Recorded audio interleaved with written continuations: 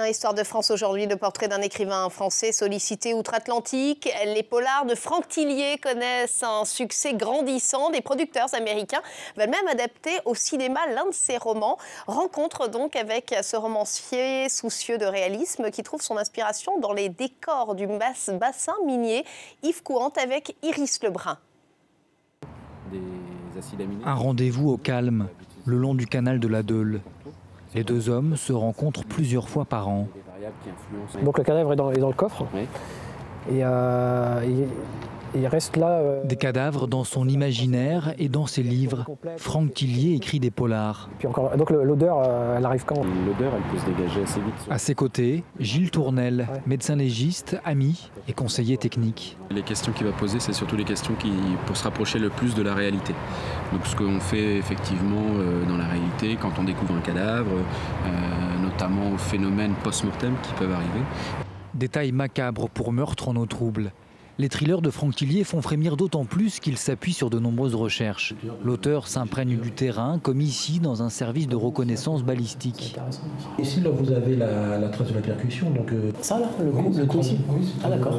Ça me montre vraiment le travail en fait, qui est fait, enfin, réel. C'est-à-dire, on entend souvent parler de la balistique, voilà, on compare les douilles, etc. Mais de voir un peu l'empreinte digitale, on va dire, d'une cartouche, je trouve ça vachement ici avec en partie effacée. L'écrivain ne boude pas son plaisir et nourrit son inspiration. Héros récurrents de ses romans, Franck Charcot et Lucienne Bell, enquêteurs talentueux et cabossés. Donc là, je vous emmène dans mon espace de travail. C'est ici où je crée toutes mes histoires. 12 ouvrages en 10 ans, l'auteur est prolifique, comme s'il rattrapait le temps perdu.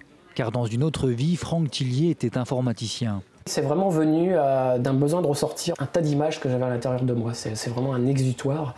À force de regarder le cinéma, de lire des histoires très sombres, ça s'est un peu accumulé en moi. Et à un moment donné de ma vie, j'ai eu besoin de les ressortir. Et je ne me suis pas posé vraiment de questions. J'avais un ordinateur, j'avais une histoire en tête et je me suis dit, cette histoire, je vais essayer de l'écrire. Et le succès est au rendez-vous. Il y a le portugais. Ici, ses livres sont traduits dans plusieurs langues et son roman, Le Syndrome E, devrait être adapté prochainement au cinéma à Hollywood. Allié au studio Paramount, les producteurs américains ont racheté les droits de 5 de ses ouvrages. J'ai écrit par rapport à tous ces films qui m'ont fait rêver quand j'étais plus jeune. Et aujourd'hui, mes écrits se retransforment en film quelque part. Et j'ai l'impression de vivre mon rêve de gamin. C'était même pas un rêve à l'époque, mais de boucler une boucle. Heureux et inquiet à la fois, Franck Thillier a confiance mais s'interroge. Les Américains restitueront-ils l'atmosphère du bassin minier, sa région? Un décor qui n'a pas fini d'inspirer ses polars.